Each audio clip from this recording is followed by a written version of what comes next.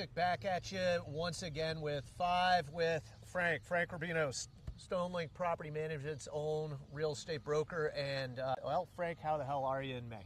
I'm good. How are you? Good. Hot. It's finally warm out. 90 degrees right now. Garden's almost in. The fish are here. I mean, it's like it is summertime, or at least it feels that way. And so what better time to talk about, I don't know, what, the hottest market right now? This is the hot market, isn't it? It is, yeah. Yeah. All right. So how do we do in April? April was 25 leases. 25 leases, a little shy of your record-breaking 53 in March. A little shy. Yeah, just a shade. It went down. Okay. It went down about 54%. You had a lot of inventory. You had a lot to work with. Right. Yep. April didn't have as much inventory. May picked up with inventory. A lot of move-outs in March and April translated to vacancies, for this month, that we're in now. Yep. It's picking up again. Obviously, there's a correlation, supply and demand. Sure. And so how's May looking so far? May's looking good. Right now, we're the 19th or 20th of the month. Yep. And we've done 27 leases done and dusted for this month. Okay. Already a few for mid-June, so it's picking up. One thing I am seeing is rental prices are dropping. Okay. Considerably. Not historic drops, but you are seeing a drop to get stuff rented. That's interesting because I know that we tend to lag national trends in the rental market. But for a while now, a lot of different markets, the South, the Rust Belt, all those other places, we're seeing, people trying to attract tenants, dropping rents and things. Right. So you're starting to see that now.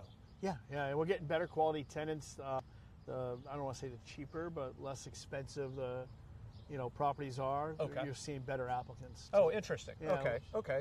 Different. So we're not having to lower rents. Some places we're trying to do it. We know that there's still a higher demand for apartments than there is supply. Correct. So we're not lowering the rents, but let's talk about overall strategies then. What are we doing as far as rent increases? Are we looking at rent increases annually? Or Absolutely, yeah. Okay. Yeah, still do. Here's the thing. Reward your good residents. So if you have a resident that's paying on time, you're not going to hit them with a $100 increase or $150 increase unless they're drastically below market value already. Right. And they kind of have an understanding, well, I know there's a big rent increase coming down the line because, you look at it, all right, there's no one beds that are here for $1,000 and that's what I'm paying, and say, all right, we're seeing the one beds for your typical Class C property going anywhere from $1,250 to $1,400. Yep.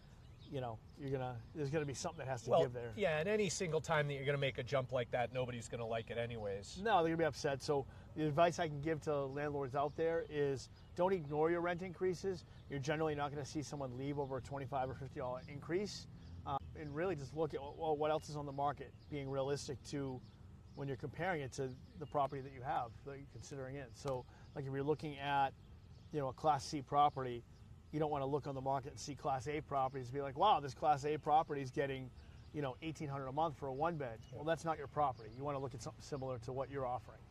You bring up an interesting point when it comes to looking at what's on the market. I know that oftentimes when I'm talking to potential new clients, before we're even discussing what rents could be, I tell them to go and do a little bit of investigation themselves. Yeah. What would you tell somebody that was going to set their own rent? What are 3 things that they could do maybe to determine what's going on? Well, like I just said, one thing was look at like properties. Yep. You want to make sure that you're comparing your property to ones that are similar on the market and be realistic with those goals.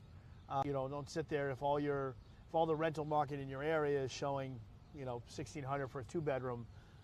Don't tell yourself that your property is worth $2,000 or more. Right. It's you're setting yourself up for failure. Time on the market is a huge strategy here.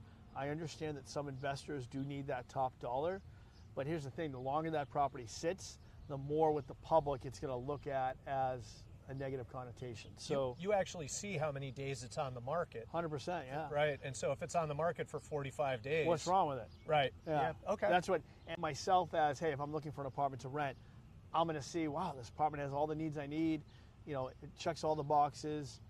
Oh, it's been on the market for 47 days. Why?